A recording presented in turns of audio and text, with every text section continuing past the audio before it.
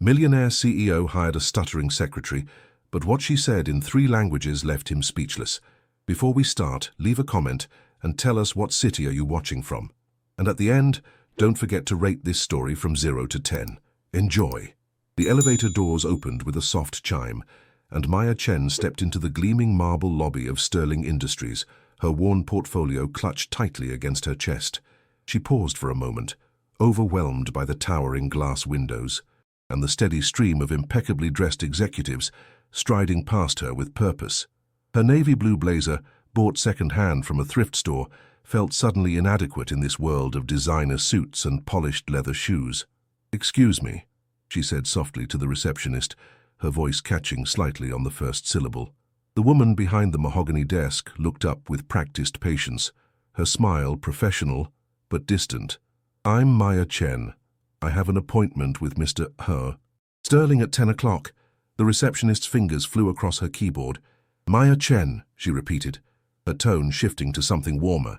"Yes, you're here for the executive secretary position. Take the elevator to the 42nd floor. Ms. Rodriguez will meet you there." Maya nodded, her throat suddenly dry. Executive secretary. She had applied for dozens of administrative positions over the past 3 months, each rejection email another blow to her confidence. But this one had called her back. Stuttering Industries, one of the most successful consulting firms on the West Coast, wanted to interview her. The elevator ride felt endless, her reflection multiplied in the polished steel walls. She touched her hair, making sure every strand was in place, and checked her lipstick one last time. The numbers climbed steadily. 25, 30, 35. Her heart hammered against her ribs. When the doors opened on the 42nd floor, Maya was greeted by a woman in her 50s with kind eyes and silver hair pulled back in an elegant bun. "Maya, I'm Carmen Rodriguez, head of human resources. Please come with me." They walked through a maze of glass-walled offices and open workspaces, the city sprawling beneath them through floor-to-ceiling windows. Maya tried not to gawk at the view, but it was impossible not to feel small against the backdrop of such grandeur. "You have an impressive resume," Carmen said as they walked. "Fluent in English, Mandarin and Portuguese, graduated summa cum laude from Berkeley with a degree in international business. Yet you've been working in retail for the past year. May I ask why?" Maya felt heat rise in her cheeks. "The job market has been challenging. I wanted to find the right opportunity, somewhere I could really contribute." Carmen nodded knowingly. "Well, Mr. Stuttering is very interested in meeting you. He specifically requested this interview after reviewing your application." They stopped outside a corner office with frosted glass doors.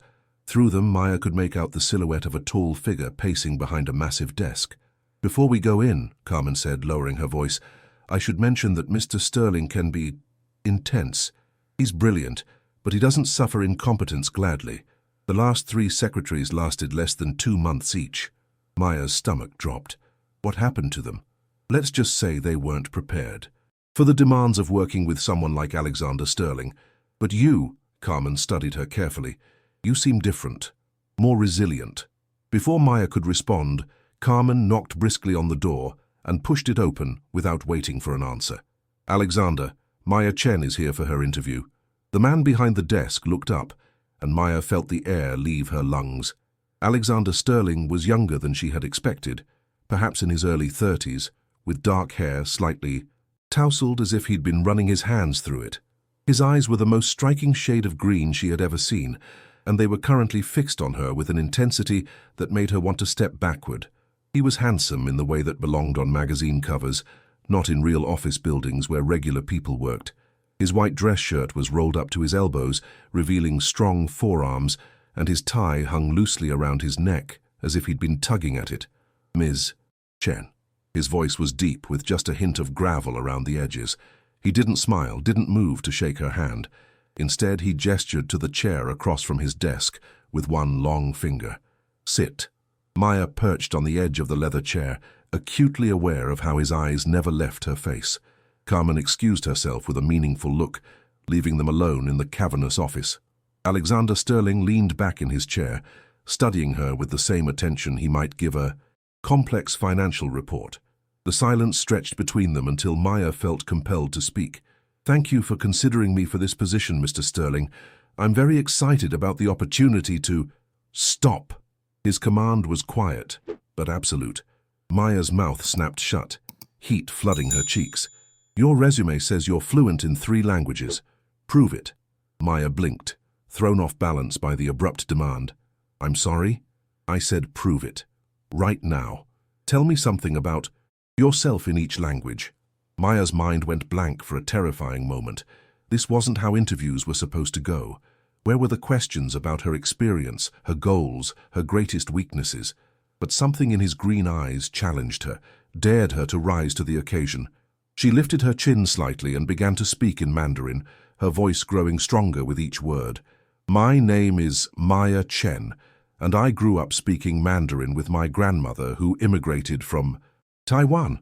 She taught me that language is more than words. It's a bridge between cultures, between hearts. Alexander's eyebrows rose almost imperceptibly, but he said nothing. Maya switched to Portuguese, her tone becoming warmer, more musical. I learned Portuguese because I fell in love with Brazilian literature in college. There's something about the rhythm of the language that makes even ordinary conversations feel like poetry. Finally, she returned to English, her voice steadier. Now, and English became my language of dreams, of ambition. It's the language I think in now, the one I use to build my future. The office fell silent, except for the distant hum of traffic far below. Alexander Sterling continued to stare at her, his expression unreadable. Maya's heart pounded so loudly she was certain he could hear it. Finally he spoke, and his voice was different somehow, softer, more thoughtful. Why do you stutter? Maya felt as if he had slapped her. No one had ever asked her that question so directly, so boldly. Her face burned with embarrassment and something else, anger perhaps. I don't always stutter, she said carefully. It happens when I'm nervous or upset or when I feel like I'm being judged. And now? Are you stuttering now? Maya realized with surprise that she wasn't. Her words had been flowing smoothly since she'd begun speaking the 3 languages. No, she said simply. Interesting. He leaned forward, resting his elbows on the polished surface of his desk. Most people try to hide their vulnerabilities in interviews. You just owned yours. I've learned that fighting it only makes it worse, Maya said. Sometimes the best strategy is acceptance. Something shifted in his expression, a crack in the armor of his intensity.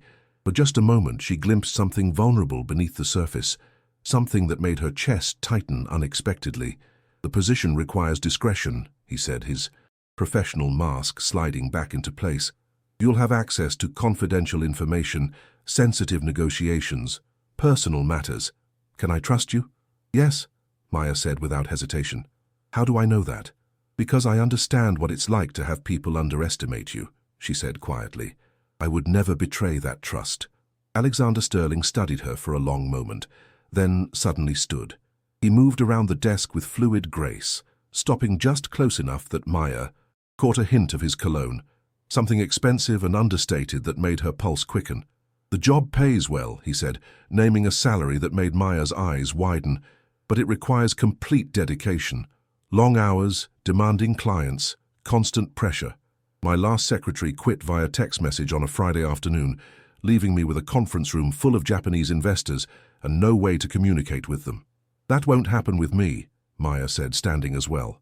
The movement brought her closer to him, close enough to see the flecks of gold in his green eyes. How can you be sure? Because this isn't just a job for me, Maya said, the words coming from somewhere deep inside her. It's a chance to prove that I'm more than my limitations. For a moment, they simply looked at each other. Maya felt something electric pass between them, a current of understanding that had nothing to do with employment contracts or professional qualifications. Alexander's eyes dropped to her lips for just a fraction of a second before returning to meet her gaze. Ms. Chen, he said, his voice rougher than before. You start Monday. Maya's breath caught. I got the job? You got the job. He extended his hand, and when she took it, the contact sent heat shooting up her arm. His hand was warm and strong, and he held hers just a fraction longer than necessary. Thank you, Maya whispered, hardly believing it. Don't thank me yet, Alexander said with what might have been the ghost of a smile. You haven't survived your first week. As Maya turned to leave, her hand on the door handle, his voice stopped her. Miss Chen, that thing you said about languages being bridges between hearts. Maya turned back to face him, her pulse fluttering. I'll remember that. She walked out of his office in a daze, her entire world having shifted on its axis in the span of 30 minutes. Carmen was waiting outside with paperwork and orientation schedules, but Maya barely heard the words. All she could think about was the way Alexander Stuttering had looked at her in those final moments, as if he was seeing something in her that even she didn't know was there. As the elevator carried her back down to the lobby, Maya pressed her hand to her chest, trying to calm her racing heart. She had gotten the job, achieved something she had been working toward for months. So why did she feel like she was about to step off a cliff into completely unknown territory? The elevator doors opened, and Maya stepped back into the marble lobby, but everything looked different now. The same executives hurried past, the same city sprawled beyond the windows, but something fundamental had changed. She was no longer Maya Chen, unemployed college graduate with a stutter and a stack of rejection letters. She was Maya Chen, executive secretary to Alexander Stuttering, with access to a world she had only dreamed of entering. But as she walked toward the building's exit, Maya couldn't shake the feeling that she had just started something much more dangerous than a new job. The way Alexander had looked at her, the electricity she had felt when their hands touched, the vulnerability she had glimpsed beneath his controlled exterior, it all pointed to complications she wasn't prepared for. Maya pushed through the revolving doors and stepped onto the busy sidewalk, the afternoon sun warm on her face. She had 3 days to prepare for whatever waited for her on Monday morning. 3 days to ready herself for working alongside a man who had already proven capable of turning her carefully ordered world upside down with nothing more than a look. What Maya didn't know, as she disappeared into the crowd of pedestrians, was that 42 floors above her, Alexander Stuttering was still standing at his office window, watching her walk away with an expression that would have made her question everything she thought she understood about professional boundaries. The next morning arrived with the kind of crisp autumn air that made everything feel sharper, more alive. Emma stood before her modest apartment mirror, adjusting her simple black blazer for what felt like the 100th time. Her hands trembled slightly as she practiced introducing herself, the words catching in her throat just as they had during countless job interviews before. Good morning, Mr. Harrison. I'm Emma Chen, your new... She stopped, frustration building in her chest. Why did the words always abandon her when she needed them most? 20 minutes later, she stepped off the elevator onto the 42nd floor of Harrison Industries. Her portfolio clutched against her chest like armor. The reception area was all gleaming marble and floor-to-ceiling windows that offered a breathtaking view of the city skyline. Everything screamed success and perfection. Everything she wasn't sure she belonged to. Miss Chen? A woman with perfectly styled blonde hair and a smile that didn't quite reach her eyes approached. I'm Jennifer Walsh, Mr. Harrison's current assistant. He's asked me to show you around before... She paused, her gaze sweeping over Emma with thinly veiled skepticism. Before you begin. Emma nodded, following Jennifer through a maze of offices where employees in expensive suits moved with purposeful efficiency. She caught glimpses of conference rooms filled with men in tailored jackets gesturing at charts and graphs, their voices carrying the confident cadence of people who'd never questioned their place in the world. Mr. Harrison has very specific expectations, Jennifer continued as they walked. He values precision, efficiency, and above all, clear communication. His schedule is demanding and there's absolutely no room for complications. The emphasis on the last word wasn't lost on Emma. Her cheeks burned, but she kept walking, her chin raised despite the growing knot in her stomach.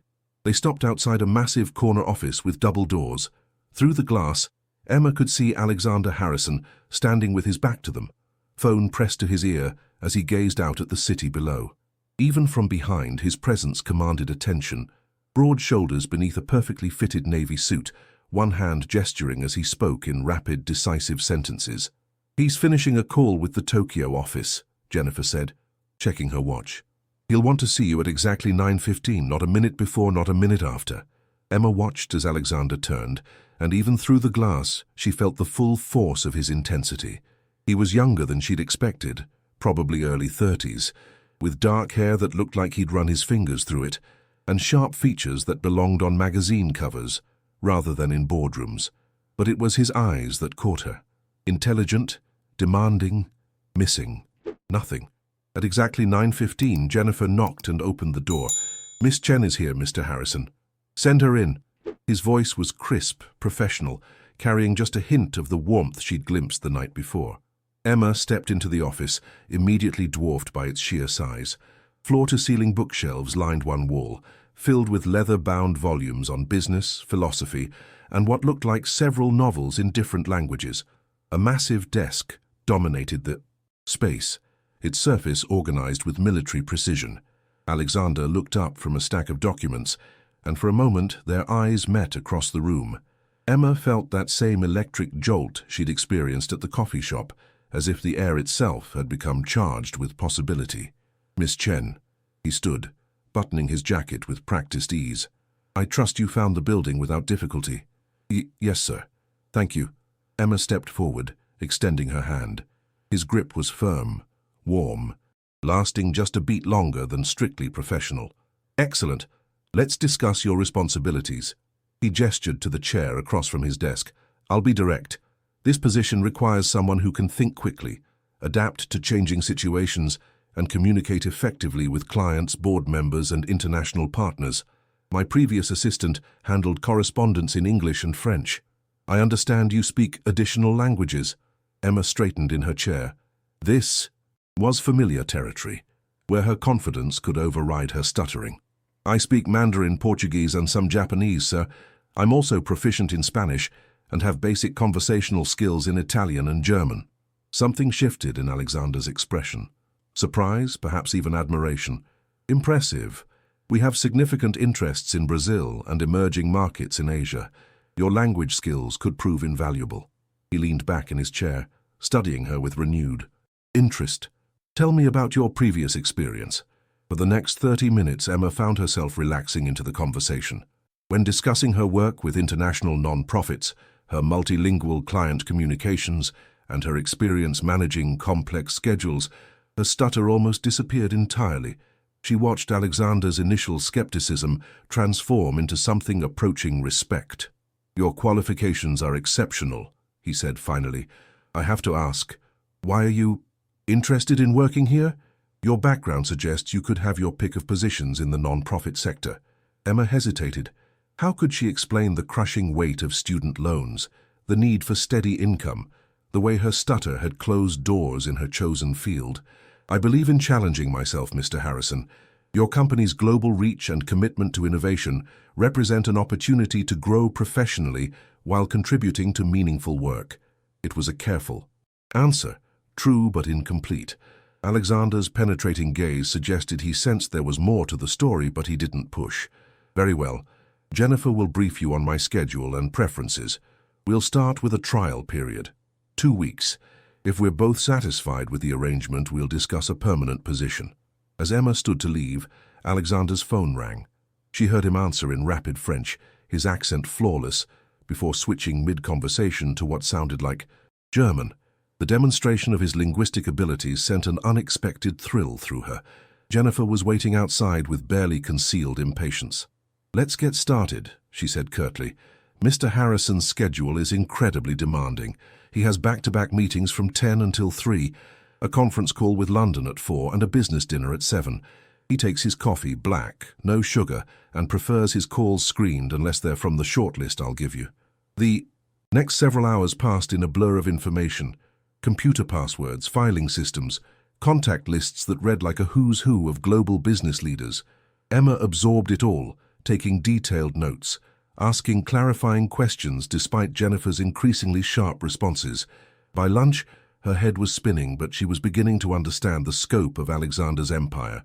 Harrison Industries had fingers in everything from renewable energy to technology development, with offices spanning 6 continents. The man she'd shared coffee with was not just successful, he was influential on a scale she was only beginning to comprehend. "I'll be leaving at 5, Jennifer announced as the afternoon wore on. "Mr. Harrison specifically requested that you stay until 7 to observe the dinner preparation process. Some of tonight's guests are particularly important clients." Emma nodded, though her stomach tightened with nervousness. A business dinner meant high stakes, conversations, powerful people, and countless opportunities for her to make mistakes. At 6:30, Emma found herself in Alexander's office as he prepared for the evening. She watched him review notes for each dinner guest, his preparation meticulous and thorough.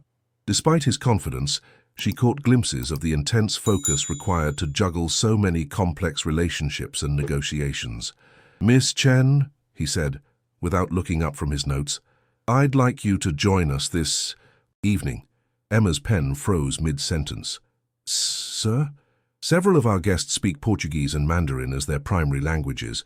Your presence could facilitate communication and demonstrate our company's commitment to cultural understanding." He looked up, his expression unreadable. "Unless you'd prefer not to?" "No, I'd be honored." The words came out steadier than she felt. "Good. The restaurant is downstairs. Le Bernardin." Semi-formal attire. His eyes swept over her simple blazer and skirt. "There's a boutique on the 38th floor if you need anything more suitable." Heat flooded Emma's cheeks. She'd spent her last decent paycheck on the outfit she was wearing, and the thought of shopping in a high-end boutique with her meager savings was mortifying. "Actually," Alexander said, his tone softening almost imperceptibly, "consider it a company expense. We're asking you to represent Harrison Industries on your first day. The least we can do is ensure you're appropriately dressed." The kindness in his gesture, delivered without condescension, made her throat tight with unexpected emotion. "Thank you, sir. That's very generous." As she turned to leave, Alexander's voice stopped her. "Miss Chen, this evening is important, but don't let that intimidate you. Your skills speak for themselves." The boutique was a revelation. Elegant dresses and suits that cost more than Emma's monthly rent. With the help of a surprisingly kind sales associate, she selected a midnight blue dress that managed to be both professional and elegant, paired with a blazer that made her feel like she could conquer the world. When she returned to Alexander's office, he was adjusting his cufflinks, preparing for what she was beginning to understand was a carefully orchestrated evening of business and diplomacy. He looked up as she entered, and for a moment, something flickered in his expression. Surprise, appreciation, something deeper that made her pulse quicken. "Perfect," he said simply, but the single word carried weight that made her believe, for the first time in months, that she might actually belong here. The elevator ride to the restaurant was silent, but Emma was acutely aware of Alexander's presence beside her, the subtle scent of his cologne, the way he carried himself with absolute confidence. When the doors opened, she took a deep breath and stepped into an evening that would change everything. The restaurant was intimate and sophisticated, with soft lighting that made everything glow golden. Alexander guided her to a private dining room, where 5 people were already seated around an elegant table. Emma recognized faces from business magazines and news articles. These weren't just successful people. They were titans of industry. "Ladies and gentlemen," Alexander said as they approached, "I'd like you to meet Emma Chen, my new executive assistant." As hands were extended and introductions made, Emma felt the familiar tightening in her throat that preceded her worst stuttering episodes. But before panic could fully set in, one of the guests, an elderly Brazilian businessman, began speaking in rapid Portuguese about a delayed shipment. Without thinking, Emma responded fluently, explaining the logistics situation and offering solutions. The relief on the man's face was immediate, and soon she found herself seamlessly translating between Portuguese, Mandarin, and English as conversations flowed around the table. Alexander watched it all with growing amazement, occasionally catching her eye across the table with looks that made her forget about everyone else in the room. When she helped close a deal between a Chinese manufacturer and a Brazilian distributor, simply by clarifying cultural nuances that had been causing friction, his smile was warm enough to melt her defenses entirely. But as the evening progressed, Emma began to notice the subtle undercurrents in the room, glances between certain guests, conversations that stopped when she approached, and tension that had nothing to do with business negotiations. During a brief lull in conversation, she excused herself to the restroom. As she returned, she heard voices from the private dining room, Alexander's voice tight with controlled anger, and another man's voice, smooth and threatening. "Beautiful girl, Alex. Very talented. It would be a shame if her immigration status came under scrutiny. These days, the authorities are so thorough in their investigations." Emma's blood turned to ice. Her work visa was legitimate, but the implied threat was clear. Alexander's response was coldly furious. "If you think you can threaten my employees, Morrison, you've seriously miscalculated." Not a threat, merely an observation. Perhaps Miss Chen would be more comfortable working elsewhere. I know several companies that would appreciate her unique qualifications. Emma pressed herself against the wall, her heart pounding. She was about to become a liability, a weakness Alexander's enemies could exploit. 3 weeks had passed since Elena began working at Stuttering Industries, and the dynamic between her and Alexander had shifted into something neither of them could fully understand or control. What started as professional courtesy had evolved into stolen glances across the boardroom, lingering conversations that stretched far beyond business hours, and a magnetic pull that seemed to draw them together, despite every rational thought telling them to maintain their distance. Elena found herself arriving at the office earlier each morning, not because her workload demanded it, but because those quiet moments before the rest of the staff arrived had become precious. Alexander would emerge from his office with his first cup of coffee, and they would share brief conversations about everything except what was truly on both their minds. The stutter had become less pronounced around him, appearing only when their proximity became too intimate, too charged with unspoken possibility. "Miss Castillo," Alexander said one Thursday afternoon, his voice carrying an edge of frustration that had nothing to do with work. "I need you to review these contracts before tomorrow's meeting." He placed the documents on her desk, their fingers brushing as she reached for them. The contact lasted only a second, but it sent electricity racing through both of them. Elena looked up, meeting his intense gaze. "Of course, Mr. Stuttering. Is there anything specific you want me to focus on?" He leaned closer, ostensibly to point out a particular clause, but she could smell his cologne, could see the faint stubble on his jaw, could hear his breathing change slightly. "The termination clauses," he said quietly. "I want to make sure we understand exactly what happens when things come to an end." The double meaning in his words was unmistakable, and Eleanor felt her heart race. Was he talking about business contracts or something else entirely? She nodded, not trusting her voice to remain steady if she spoke. That evening, as the office emptied and the city lights began to twinkle below, Elena remained at her desk, poring over the contracts. She was so absorbed in her work that she didn't notice Alexander approaching until he spoke. Elena. He rarely used her first name during office hours, and hearing it now, spoken in that low, intimate tone, made her look up sharply. "You should go home. It's past 8. "I wanted to finish this," she said, gesturing to the papers spread across her desk. "Besides, I don't have anywhere urgent to be." Alexander studied her for a moment, his expression unreadable. "No boyfriend waiting for you?" The question hung in the air between them, loaded with implications. Elena felt heat rise in her cheeks. "No," she said simply. "There's no one." "Good," he said, then seemed to realize what he'd revealed. A flush crept up his neck. "I mean, that's good for Stuttering Industries. No distractions." Eleanor couldn't help but smile at his obvious discomfort. "What about you, Mr. Stuttering? Does Mrs. Stuttering mind you working so late?" "There is no Mrs. Stuttering," he admitted, his voice rough. "There hasn't been anyone serious in years."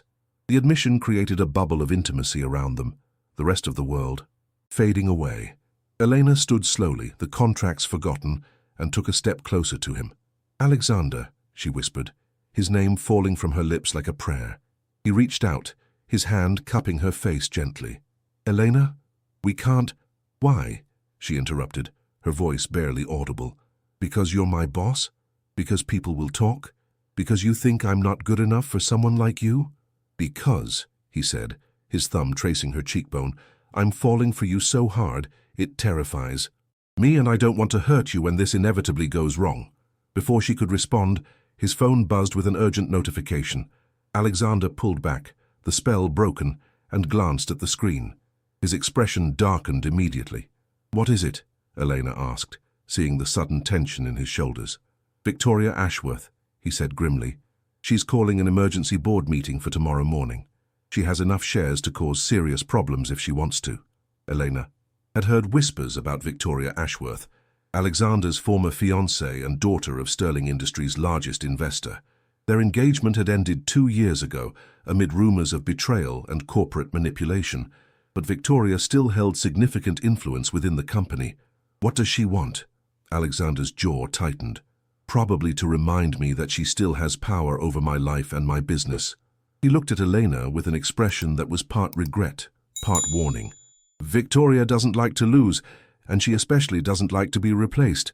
The next morning arrived grey and stormy, matching the tension that permeated the Stuttering Industries building. Eleanor arrived early, as had become her habit, but found the atmosphere charged with an energy that had nothing to do with her growing feelings for Alexander.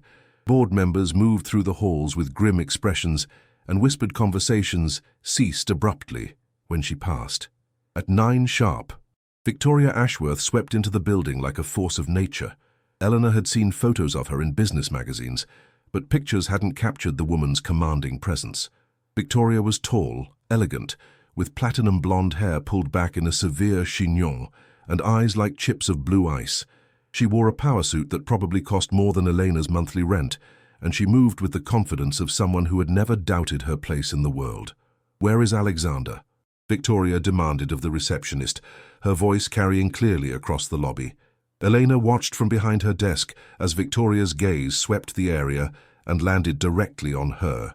The other woman's eyes narrowed slightly, taking in Elena's appearance with the calculating assessment of a predator evaluating potential prey.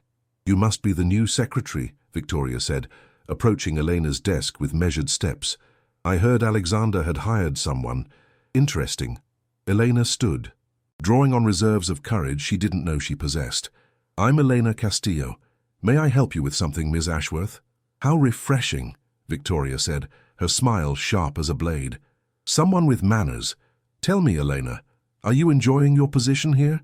The question seemed innocent enough, but Elena could hear the threat underlying the polite words. "Very much, thank you."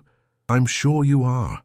Victoria's gaze moved over Elena's modest dress, her simple jewelry, her lack of designer accessories. "It must be quite an adjustment working in this environment, so different from what you're used to, I imagine." Before Elena could respond, Alexander emerged from the elevator, his expression thunderous when he spotted Victoria at Elena's desk. "Victoria," he said, his voice cold enough to freeze water, "I thought we agreed to keep our interactions strictly professional." "Oh, but this is professional, darling," Victoria replied, not moving away from Elena's desk. "I was just getting acquainted with your new staff. Elena seems lovely, so genuine." The way she said the word made it sound like an insult. Alexander moved to stand protectively near Eleanor, a gesture that didn't go unnoticed by Victoria. Her eyes lit up with malicious pleasure. "How sweet," she murmured. "You always did have a weakness for strays, Alexander." Eleanor felt the blood drain from her face at the casual cruelty of the comment, but before she could respond, Alexander stepped forward, his voice dangerously low. "Watch yourself, Victoria, you're on my territory now." "Am I?" Victoria's smile widened. "We'll see about that. I assume you received notice of the emergency board meeting? We have so much to discuss. The future of Stuttering Industries hangs in the balance, after all." With that ominous statement, she turned and walked toward the boardroom, leaving Elena and Alexander standing in the wake of her veiled threats. "Elena," Alexander said, urgently turning to face her, "whatever happens in that meeting, whatever she says or does, I need you to know—" "Mr. Stuttering." His assistant appeared at his elbow. "The board is ready for you." Alexander cursed under his breath, clearly frustrated at being interrupted. "We'll talk after the meeting," he told Elena, his eyes intense with emotion he couldn't express. "Wait for me."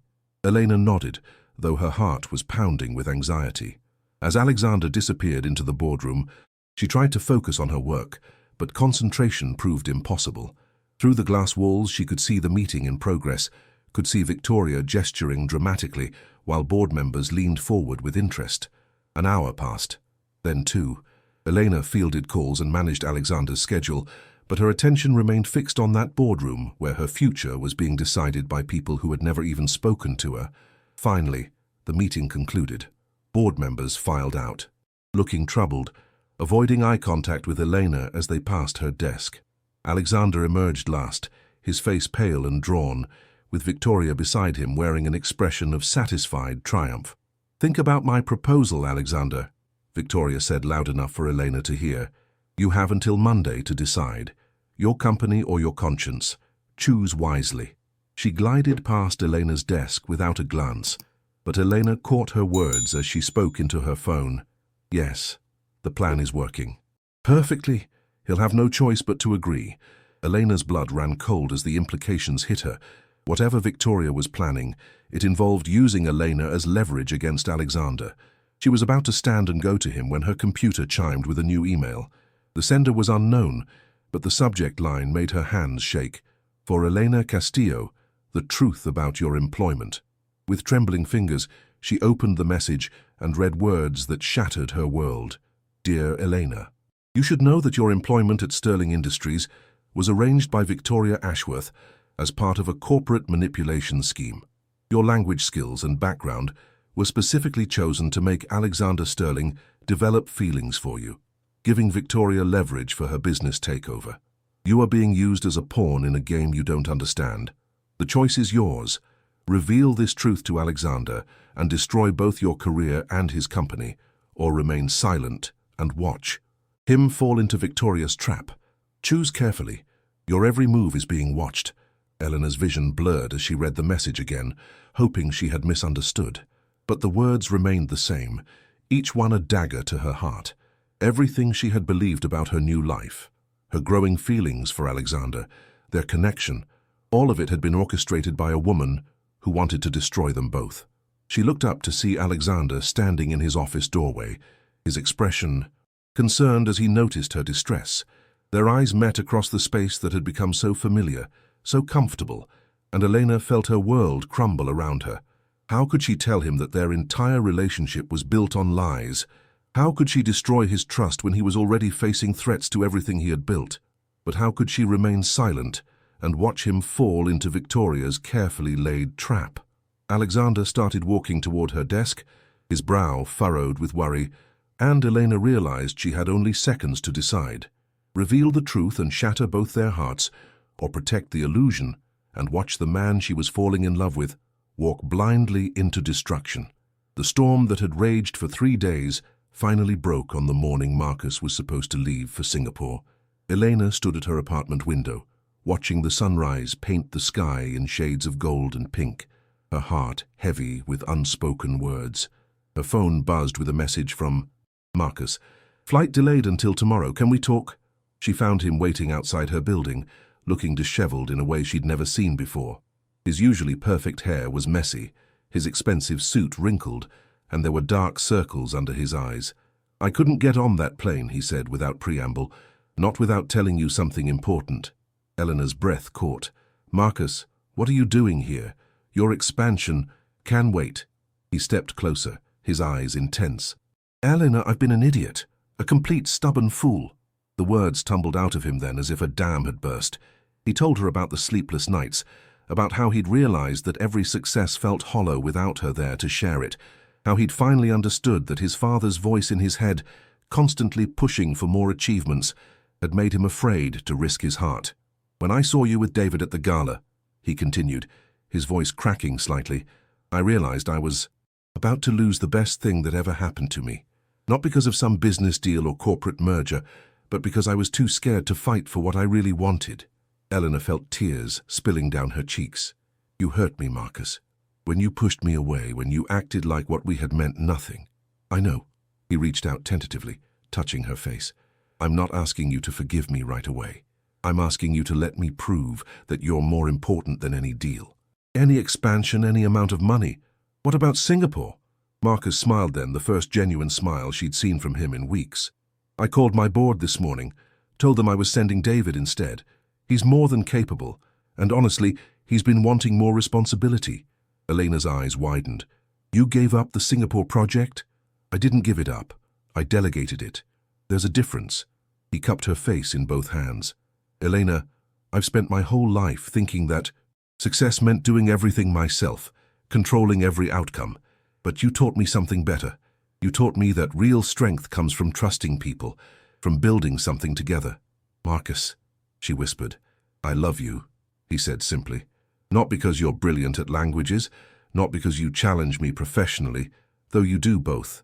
I love you because you see the person I could be, instead of just the person I am. You make me want to be better.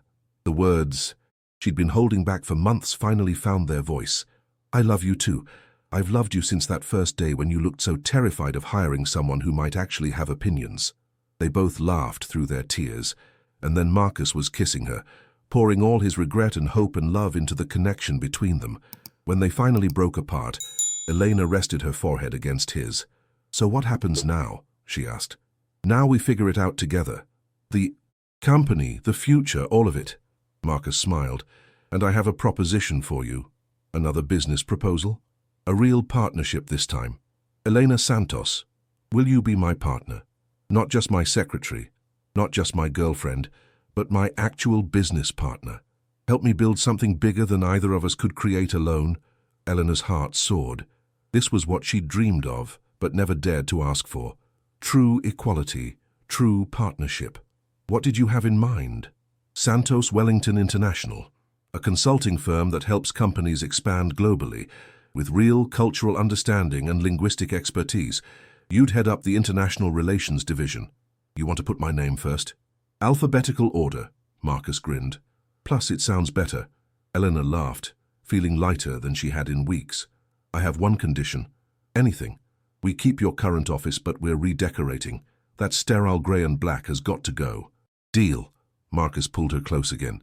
"Though I have a condition too." "What's that?" "Dinner tonight. Somewhere that's not a business meeting, where we can just be Marcus and Elena, figuring out how to make this work." "I'd like that very much." 6 months later, Eleanor stood in their newly designed office space, watching Marcus present their latest client success story to the board. The walls now featured warm earth tones and artwork from the countries they worked with. Their team had grown to include specialists in 8 different languages and cultural experts from 4 continents. "The Chen Industries project exceeded all expectations," Marcus was saying. "Thanks to Elena's insights into Japanese business culture and her team's linguistic expertise, we facilitated a merger that increased their market share by 40%. Elena smiled as the board erupted in congratulations. Marcus caught her eye across the room and winked. After the meeting, they walked home together through Central Park, hands intertwined. "Do you ever miss it?" Eleanor asked. "The complete control, making all the decisions yourself?" Marcus considered this. "Sometimes. But then I remember that the best decisions we've made have been the ones we made together, like hiring Priya for the Mumbai office or deciding to turn down the Morrison account because their values didn't align with ours, or like deciding to take a chance on love," Elena added softly. "Especially that." Marcus stopped walking and turned to face her. "Elena, there's something I've been wanting to ask you." Her heart skipped as he reached into his jacket pocket and pulled out a small velvet box. "We've been partners in business for 6 months now, and it's been the best 6 months of my professional life, but I want to be your partner in everything." He dropped to one knee right there on the park path, oblivious to the curious stares of other pedestrians. "Elena Santos, will you marry me?" Elena looked down at the man who had once intimidated her with his cold perfection, and now knelt before her, vulnerable and hopeful, and completely, wonderfully human.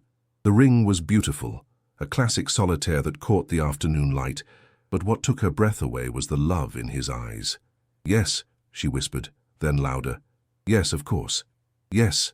As Marcus slipped the ring onto her finger and stood to kiss her, Eleanor felt the last piece of her life click into place.